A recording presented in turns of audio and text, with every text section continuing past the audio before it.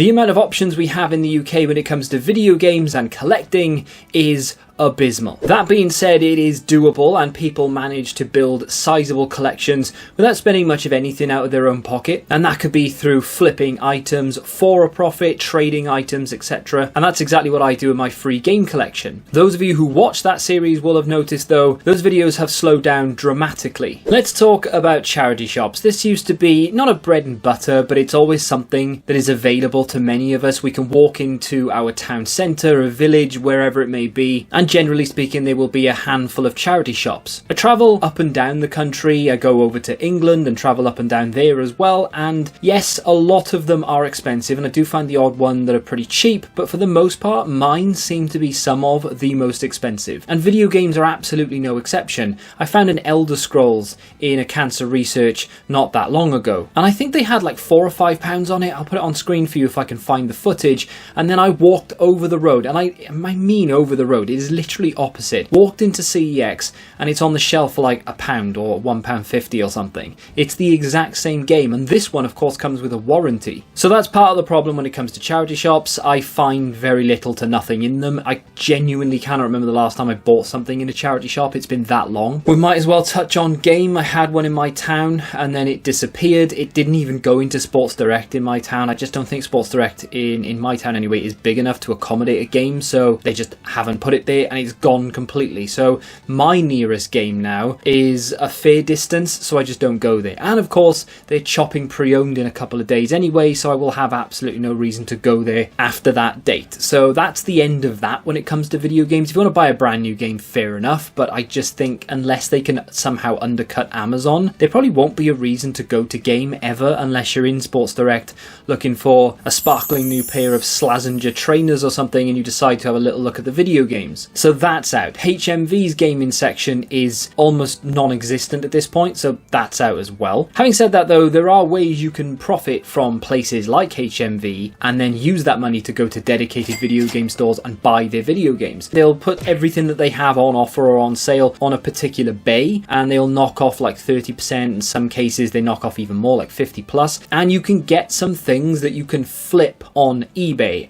Before Christmas I picked up some like Funko t-shirts, like Batman and E.T. and things like that. They were selling them really cheap. These things are like £3 and you can sell them on eBay for like 10 to 15 depending on what they were and what size they were. I did a few of those. I was tempted to put it in the video, but that was back when I was just trying to strictly stick to video games, which is a shame because I could have actually used the profit from that to buy some decent games for the collection. That being said, it is possible to profit from retail and HMV is one of those. Just before Christmas I noticed a store selling some video games and it was B&M Bargains. Are they still called B&M Bargains or is it just B&M? Either way, this place has it all in terms of cheap crap. They sell a lot of stuff, right? Mainly cheap food, which is pretty decent. Things for the house, cleaning products, gardening products and things. But they do have a very small section of like video game related stuff. Normally it's just accessories, controllers, headsets and stuff, and it's all like some non-brand stuff. Maybe it's the odd Turtle Beach thing here or there. But on this occasion they had some video games and they were not that bad either. I think there was an Assassin's Creed in there, some PS4 games, some Switch games, some Xbox games.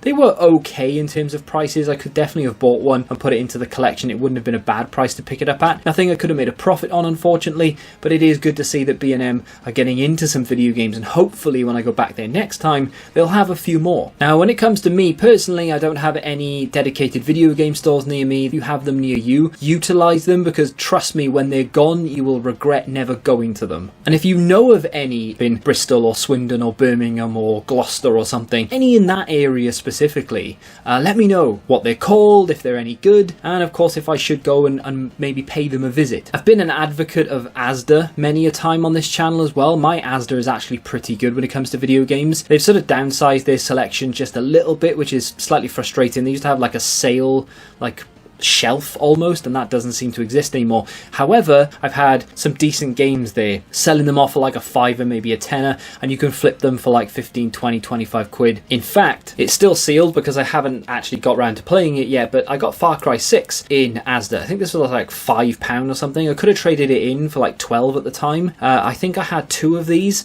and I got like Downhill Riders, I think it's called. Got a couple of those as well. Got some PS4 versions of this. I can't remember exactly what it was.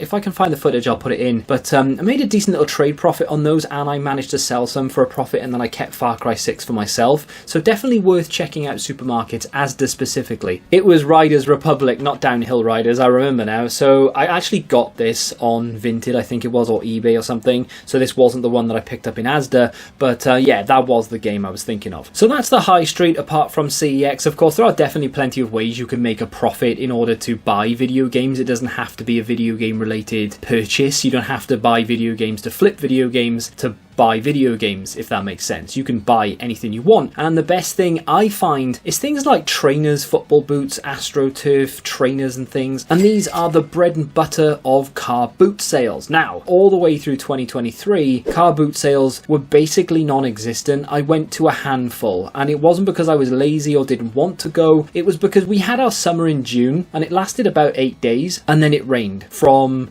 the beginning of July to, well, today. I'm pretty sure Cheddar started a couple of weeks ago, and I may or may not visit that one sometime soon. So finding video games or anything to flip in general has been an absolute nightmare, because boot sales are the bread and butter of finding video games and consoles and controllers and things. But not only that, for me personally, finding things like trainers, football tops, whatever it may be, anything you can flip for a profit, it's been difficult. I've had my issues with Vinted recently as well, which used to be a very good place to go and buy video games amongst other things as well. I picked up a fair few Switch games on Vinted in the past, but it's definitely slowed down on Vinted since they announced this new law, you know? Unfortunately, these days, Facebook Marketplace has just taken a dive. In a video I made not that long ago, I showed off a stack of video games, and the person wanted like 50 quid, and I said I may or may not shoot an offer, and in the end, I did. Now, these had been listed for about 10 weeks. It was between 9 and 10 weeks, and of course, they were still there. I messaged, are they still available? Yes, they're all still available. So they've literally been there for 2.5 months at this point at 50 quid, and I said, would you take 40? And she said, some of these are worth £10 each, and there were like 8 of them. So she said I can do 50, which is what they were listed for. And that's when I was like, do you know what, I'm just going to walk away. Now, I know a lot of people will be like, well, that's the price that they want, so you can't really, I mean, you can ask, can they take less? And if they're not willing to, you can't really complain about it. And that's absolutely fine. You are correct. If that person is adamant on holding out for 50, then they're adamant on holding out for 50, and that's what they want. They won't take less. I get it. But they've been there for 2.5 months, and these games are actually devaluing. They are depreciating in value. They're Xbox One games, which makes it even worse, because they devalue quicker than PlayStation 4 or 5 games. We know this. So it could be a case of, in a week or two, the £50 valuation that they are actually in and around probably going to dip quite drastically, and they may even come down to like 30 quid collectively. So if you're willing to travel, Facebook Marketplace is still decent, but I'm not willing to travel, you know, outside of a certain zone. So for me, it's been terrible, especially when it comes to video games. And of course, we're going to have to talk about CEX, because there's something wrong with CEX right now. Now, I absolutely adore them, and if they went away tomorrow, I would be in trouble when it comes to video games, as would most of us, I imagine, because it's kind of where I go, and it's the only place to go. If it, like I said, disappeared from my town tomorrow, there would be Asda to go to for video games. There is a very small pawn shop that have like 4 games in there at any one time, maybe a couple of like retro games in like glass cabinets that they charge well and above what they're actually worth for, but apart from that, CEX is the only place to go. My CEX, I am quite proud to say that it's a good one. I like it a lot. It's got 2 floors, a nice sizable collection for each and individual platform that you're looking for, or at least that used to be the case. I went in there recently, and it is a god-awful mess, and the reason it looks like a mess is because they don't seem to have the stock they used to. When it comes to my favourite platform to collect for, the Xbox 360,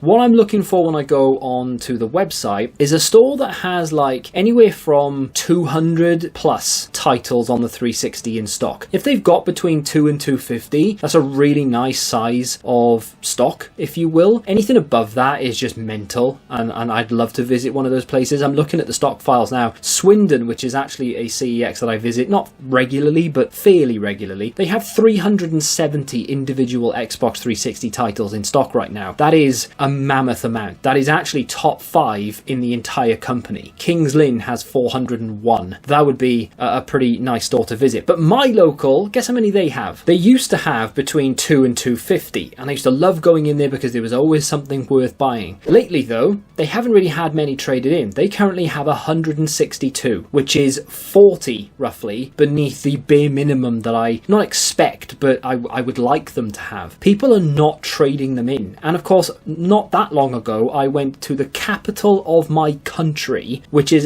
not a massive CEX store, but it's enough. It's big enough that they should have a sizable Xbox 360 collection. Guess how many games they have on the Xbox 360? 163. One game more than my local in a small town at the arse end of nowhere in South Wales has one game less than the capital city. Now, if you walk just outside of Cardiff city centre, there is another CEX in Roath, and they actually have 206, so that's not too bad, but I don't tend to go that far, so I say a little bit. You know, it's a good 25-30 minute walk from the town centre, so it's not something that I tend to do that often because that would be the only reason for me to actually walk to Roath. But with that being said, the selection that is available to me in my local CEX stores at the moment is bad, and those are the two that I frequent the most, my local and the Cardiff one, and it's the same games over and over again, and people are just not trading them in, and I really don't know why. The retro situation within CEX at the moment is now starting to settle down a little bit, but the prices are still sky high. So yes, people are trading them in, but the selection in the two CEX stores that I frequent anyway is not great, and the display in store as well, I've touched upon this before, the display of video games in store, they need to do something about it in the majority of CEXs, because they put them all on the back counter, they put them in glass, they dot them around the place. It's so difficult to actually see them in store. If you're not like on the website, it would be almost impossible to find if they have a certain game in stock. You'd literally have to go to the counter and say, can you tell me what you have in stock on this platform when it comes to retro? Because they're dotted around everywhere, and it might be a case of space, but at the end of the day, they have these big glass cabinets and they don't utilize them as best I feel like they could anyway. But with that being said, the Cardiff CEX has 25 Mega Drive items, not games, items in stock. When it comes to boxed games, they have 13 boxed Mega Drive games in stock in a city centre store, which is, it's not great, but it's not terrible either, believe it or not, for the Mega Drive. And some of them, you know, they have some pretty decent titles. Unfortunately, I think anyway, as I'm looking right now, every single one of them is without manual, and that is something that you'll probably find an awful lot now when it comes to CEX, that the majority of retro traded in will probably be without manuals because people are just going to sell them online. So it's a good thing that they've brought it in, so you know if you're buying it with or without a manual, but at the same time, it's actually hurt the market in my opinion, or at least the selection for those who shop in CEX, because now every time you buy one from them, chances are anyway it won't have a manual. And I was scoffing at Cardiff's 13, mine has 6. So yeah, and I think I have like 2 or 3 of them already as well, and none of them have manuals once again, which is not a surprise, to be fair. So buying Mega Drive games in CEX is probably going to be something that I don't do that often, if ever, because I feel like going to an independent video game store or eBay in most cases is probably going to be the place that I go, and I will look to build up that collection again very soon. I say very soon, as soon as I can get some profit back into this series, because at the moment I find it very difficult to find anything to flip. And of course, that's just a me problem. There are definitely other platforms you can collect for example, the PlayStation 5 in my local CEX, there's like 98 to 100 available, so they do have a fairly sizable PlayStation 5 selection. At the moment though, I'm not really looking to build out my PS5 collection, and especially at the CEX prices, because I mean, looking at them, I've seen a lot of these games cheaper in like retail, brand new. Amazon, for example, around Christmas had Assassin's Creed Mirage less than 30, they had RoboCop less than 40, Hogwarts Legacy came down to beneath 32, and the list goes on. And that is definitely a concern of mine right now. It's the stock levels in CEX stores. There are definitely some that are thriving. Just checking the PS2 stock files for some CEX stores, and Bedford, for example, has over 300 titles of PlayStation 2 games, and even going all the way down to like Epsom, they have 260 something. Mine, 70. But we've never had this problem before. I don't know what's happened. Someone's gone in there and bought everything, and no one's trading anything in. As someone who relies on CEX to pick up the majority of their video games. I am finding it very difficult to find anything in stock right now. I've recently started collecting like promotional copies of Xbox 360 games, and these were very, very common titles. They're sort of grayed out, they've got a yellow bar across them. The only one I have right now is Murdered Soul Suspect, and there it is. That's basically what I'm looking for. Not bundle copy, a lot of people have said that, just promotional copy, not for resale, and it has to be all grayed out as well,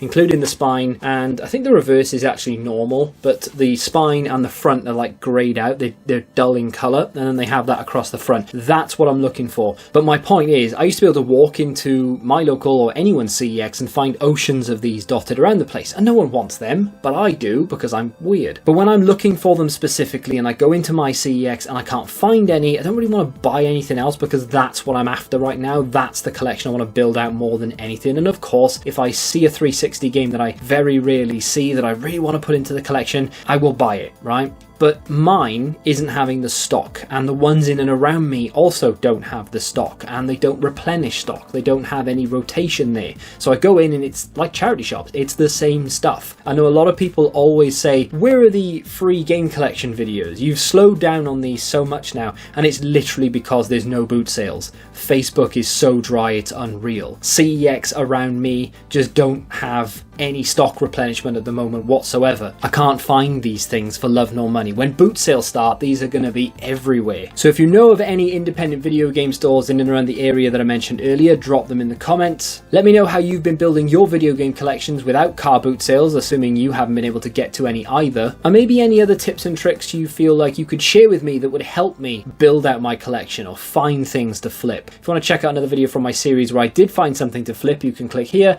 And until the next time, goodbye.